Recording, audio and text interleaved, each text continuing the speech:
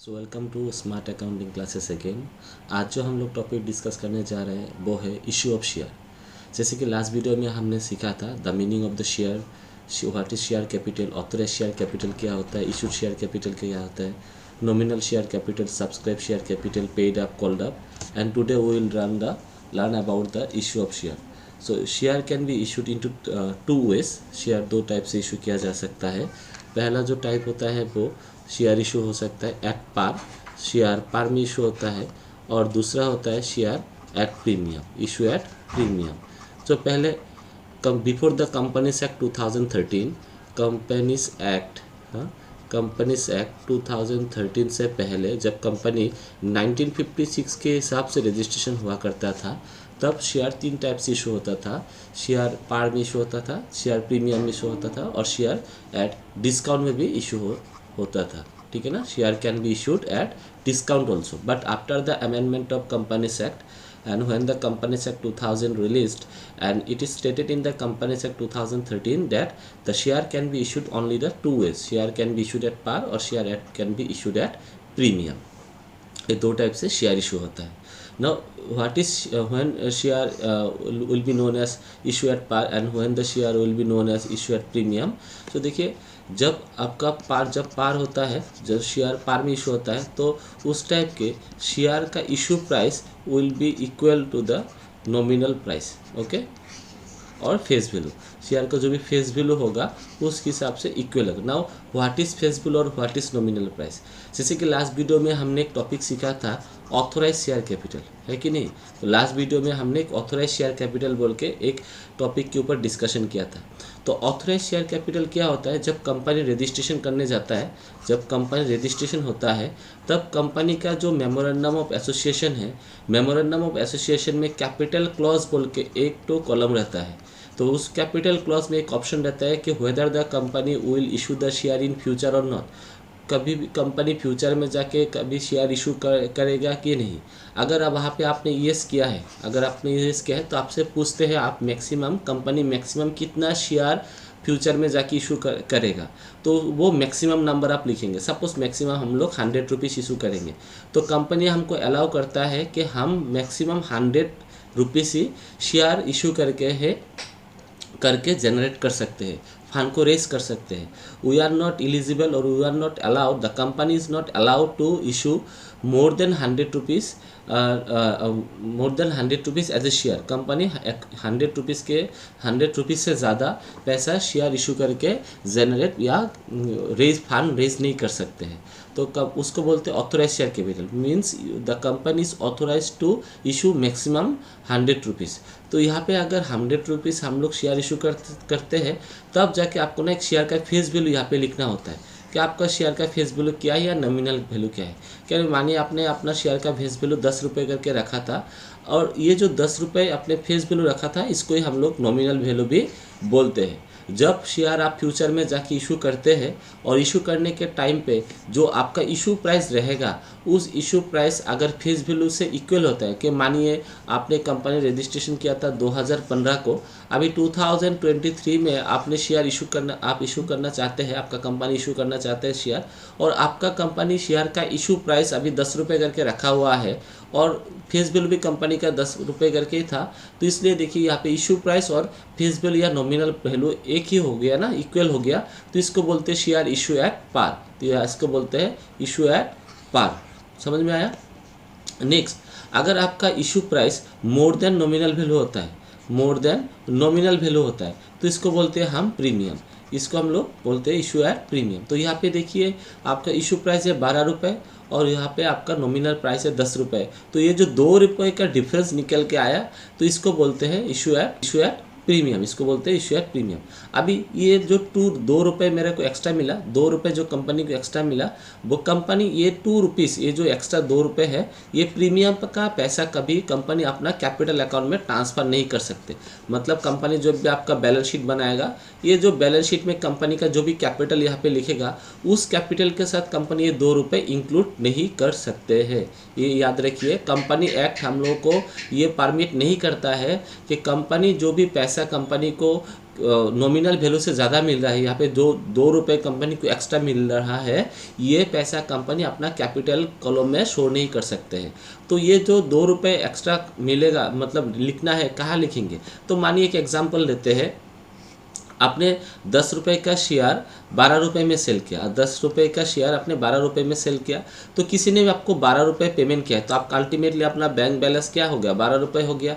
तो आपके पास कितना रुपये आया? 12, तो आपने लिखा 12, तो ऑब्वियसली यहाँ पे कैपिटल भी आपका कंपनी का रेज हुआ, तो कैपिटल कॉलम में हम लोग यहाँ पे 10 रुपये लिखेंगे।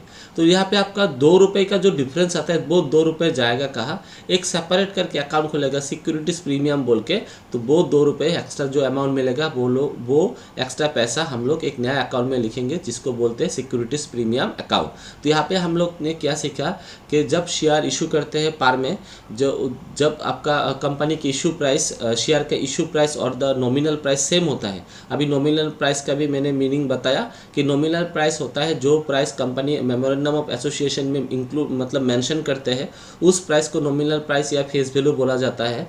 अगर कंपनी का इशू प्राइस, जब कंपनी शेयर इशू करते हैं, वो प्राइस और आपका नॉमिनल प्राइस इक्वल होता है, उसको बोलते हैं इशू एट पार। और जब आपका इशू प्राइस नॉमिनल प्राइस से ज़्यादा होता है, तो उसको बोलते हैं इशू एट प्रीमियम। तो यहाँ पे देखिए, जो भी प्रीमियम का पैसा है वो कंपनी अपना शेयर कैपिटल में शो नहीं करेंगे। ये कंपनी का जो एक्ट है, कंपनी का जो सेक्शन है, सेक्शन हम लोग को अलाउ नहीं करता है, कंपनी को अलाउ नहीं करता है जो भी एक्स्ट्रा पैसा है उसको शेयर कैपिटल के साथ इंक्लूड करने के लिए। इसलिए वो कंपनी लोग क्या करता है, इसको एक सेपरेट अकाउंट में रखते हैं। जो भी एक्ट ने हमको बोला है, तो वो सेपरेट अकाउंट को बोला जाता है securities premium account. Is it clear? अगर यहाँ पे भी आप लोग का कुछ डाउट रहता है तो आप कमेंट में ज़रूर बोलिए। तो उसके बाद हम लोग का नेक्स्ट टॉपिक आता है जर्नल एंट्रीज। तो जर्नल एंट्रीज जब हम लोग आज करेंगे, जर्नल एंट्रीज जब हम लोग करेंगे, तो जर्नल एंट्रीज बेसिकली हम बेसिक से जर्नल एंट्री आज सीखेंगे। वो जर्नल एंट्री आप लोग मॉडर्न कंसेप्ट में भी कर सकते हैं, या फिर आप ट्रेडिशनल कंसेप्ट में भी कर सकते हैं। तो आज हम लोग एक बार देखते हैं। तो हम लोग का था पर्सनल अकाउंट। तो पर्सनल अकाउंट में हम लोग का डेबिट था रिसीवर, डेबिट था आपका रिसीवर, और क्रेडिट था आपका गिवर, था कि नहीं? और आपका नेक्स्ट था रियल अकाउंट। रियल अकाउंट में कामसिन था आपका डेबिट, और गोज आउट था आपका क्रेडिट, ठीक है। और नॉमिनल में आपका एक्सपेंसेस या लॉसेस क्या था? एक्सपेंसेस या लॉसेस आपका क्या था? डेबिट था। और आपका गेन या इनकम आपका क्या था? क्रेडिट था, ठीक है ना। ये चीज़ से हम लोग जर्नल एंट्री सीखेंगे। तो जर्नल एंट्री जानने से पहले हम लोग को जानना है कि शेयर इशू कैसे करते हैं और उसका पेमेंट कैसे मिलते हैं।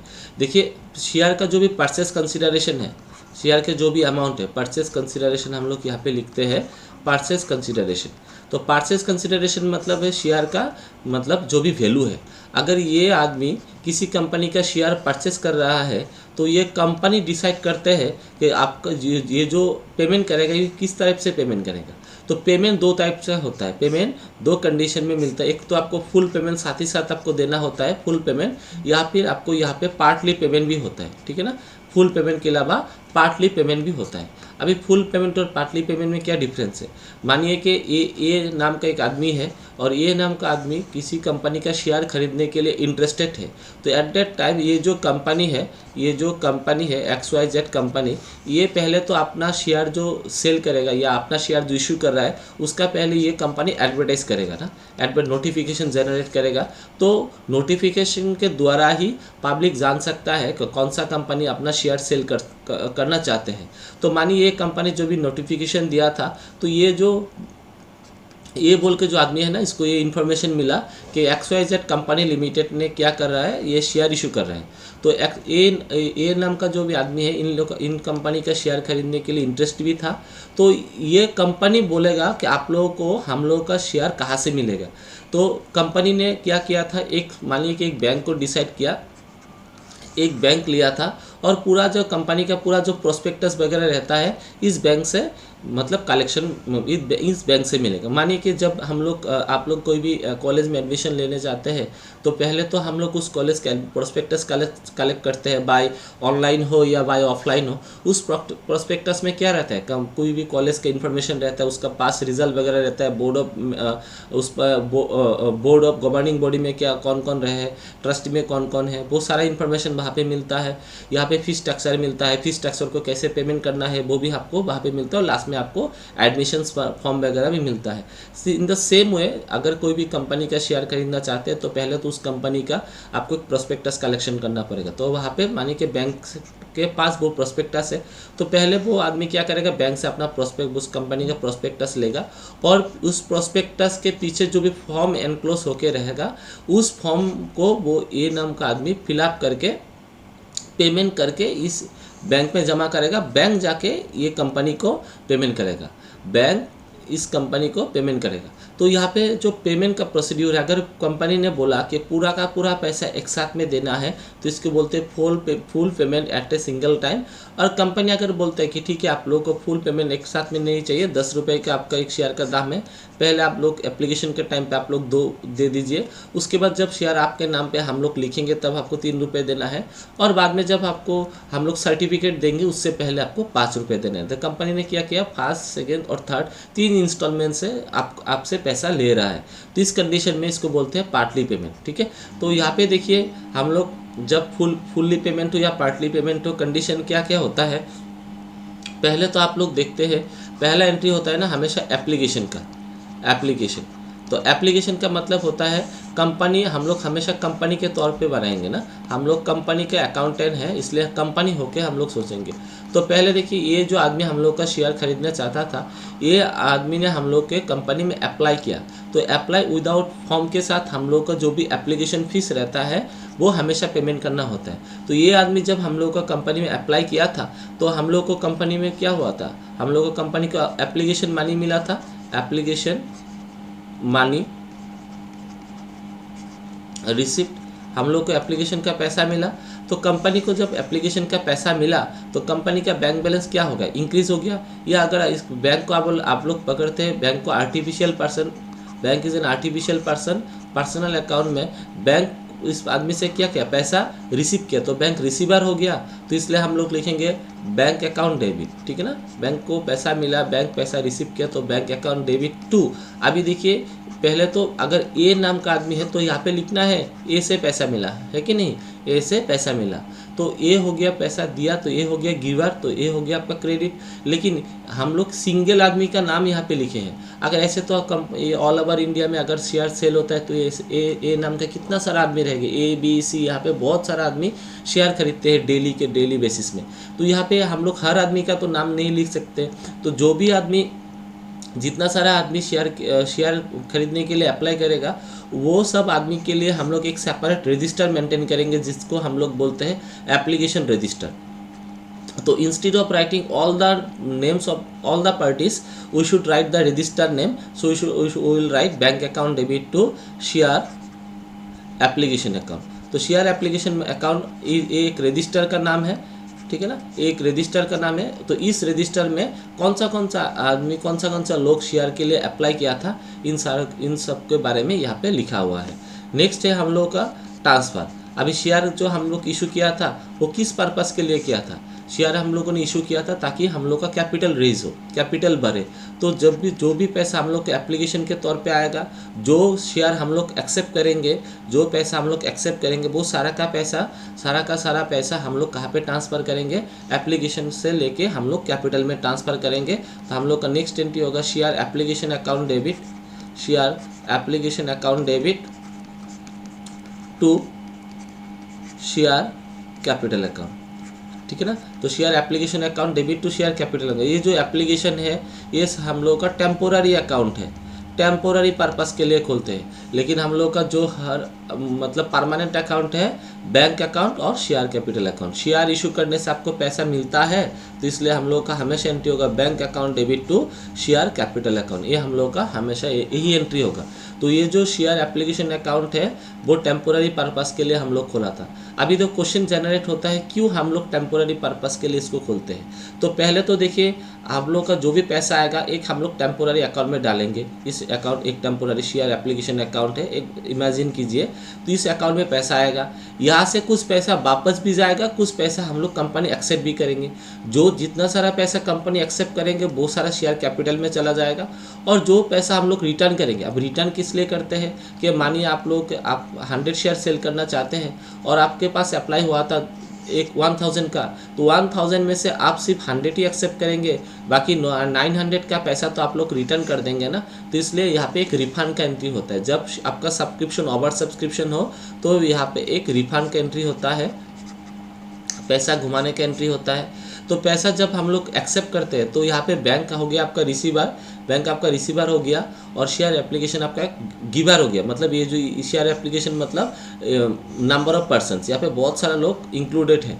तो ये जो नेक्स्ट टाइम जब कंपनी पैसा रिटर्न करेगा तो ये लोग पैसा रिसीव करेगा, तो ये रिसीवर हो जाएगा। तो एंट्री हो जाएगा share application account debit, entry होगा शेयर एप्लीकेशन अकाउंट डेबिट, ठीक है ना, शेयर एप्लीकेशन अकाउंट डेबिट। तो इस बार बैंक पैसा देगा तो बैंक पर्सनल अकाउंट में आपका गिवर हो गया, तो इसलिए होगा टू बैंक अकाउंट, ठीक है ना। तो नेक्स्ट एंट्री होता है हम लोगों का अलॉटमेंट के लिए, नेक्स्ट एंट्री होता है हम लोगों का अलॉटमेंट का एंट्री। तो अलॉटमेंट में देखिए हम लोग क्या करेंगे। तो पहला एंट्री तो होगा आपका ड्यू, कि मान लीजिए ये जो आदमी था, ये आदमी का शेयर कंपनी ने एक्सेप्ट किया था, तो कंपनी बाद में इसको नोटिस भेजेगा कि देखिए आपका शेयर जो था, शेयर के लिए जो आपने अप्लाई किया था वो आपका जो एप्लीकेशन है वो एक्सेप्टेड है। अभी आपका जो नेक्स्ट इंस्टॉलमेंट है वो जो ये अलॉटमेंट का पैसा है आप नेक्स्ट इंस्टॉलमेंट पेमेंट कीजिए, अभी आपका नाम पे शेयर हम लोग अलॉट करेंगे। तो यहाँ पे पहले नोटिस भेजता है, उसके बाद पेमेंट होता है। तो नोटिस जब भेजेंगे कंपनी, इसको ड्यू बोलते हैं। तो कंपनी इसके पास नोटिस भेज रहा है ना, तो ये नोटिस का रिसीवर होगा ना, तो ये डेबिट हो जाएगा। तो एंट्री होगा share allotment account debit, share allotment account debit. अगर इसको भेजते हैं, किस लिए भेजते हैं, टू शेयर कैपिटल अकाउंट, मतलब इसका पैसा से शेयर कंपनी का कैपिटल रेज होगा, to share capital account. Next जब हम लोगों को पैसा मिलेगा, जब मानी रिसीव हम ये आदमी को मिला था, इस आदमी को नोटिस मिला, इस आदमी को नोटिस मिला, मिलने के बाद ये पेमेंट किया अभी, तो पेमेंट कंपनी को पेमेंट किया, तो कंपनी का बैंक बैलेंस ऑब्वियसली इंक्रीज होगा। तो bank account increase modern concept में एसेट इंक्रीज होने से आपका डेबिट होता है to share allotment account, to share allotment account. देखिए मॉडर्न कंसेप्ट में ना अलॉटमेंट हमेशा आपका डेटर होता है ना, इनसे पैसा आप पाते हैं ना, तो ये आपका डेटर हो गया, ये आपका डेटर हो गया। तो पैसा देने से बैंक बैलेंस इंक्रीज होगा, बैंक इंक्रीज होने से एसेट इंक्रीज हो गया, एसेट इंक्रीज होने से डेबिट।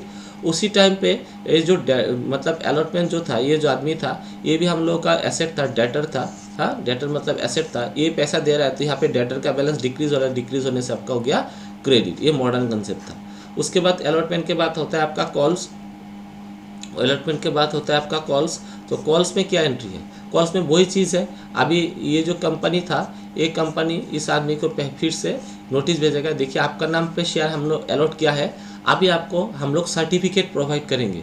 शेयर जो आपने खरीदा उसका प्रूफ जो है सर्टिफिकेट है, शेयर सर्टिफिकेट है। तो शेयर सर्टिफिकेट का मतलब क्या है, share certificate is the certificate provided by the company to its shareholder as it is the evidence of the ownership of the share। Share certificate एक evidence है कि ये जो आदमी शेयर खरीदा, इसका एक एविडेंस और इसका एक प्रूफ है शेयर सर्टिफिकेट। तो कंपनी इसको शेयर सर्टिफिकेट प्रोवाइड करेगा।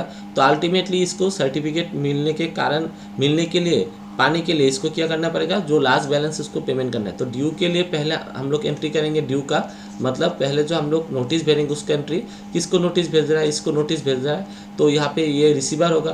तो लिखेंगे share calls account debit, share calls account debit to share capital account, ठीक है ना, टू शेयर कैपिटल अकाउंट। जब अगर ये पेमेंट कर रहा है, फुल पेमेंट हो रहा है, फुल पेमेंट होने के साथ साथ अभी पेमेंट कर रहा है ना, कंपनी को पेमेंट कर रहा है, तो कंपनी का बैंक बैलेंस इंक्रीज होगा, तो बैंक अकाउंट डेबिट हो जाएगा, कंपनी के पास पैसा आएगा, और ये गिवर हो गया to share calls account, to share calls account, ठीक है ना।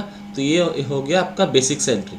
तो यहाँ पे देखिए हर एंट्री में जाके आपको एक ही एंट्री मिलेगा, bank account debit to share capital account, ये एक ही एंट्री आपको हर जगह पे मिलेगा। तो इसको एक बार देखते हैं।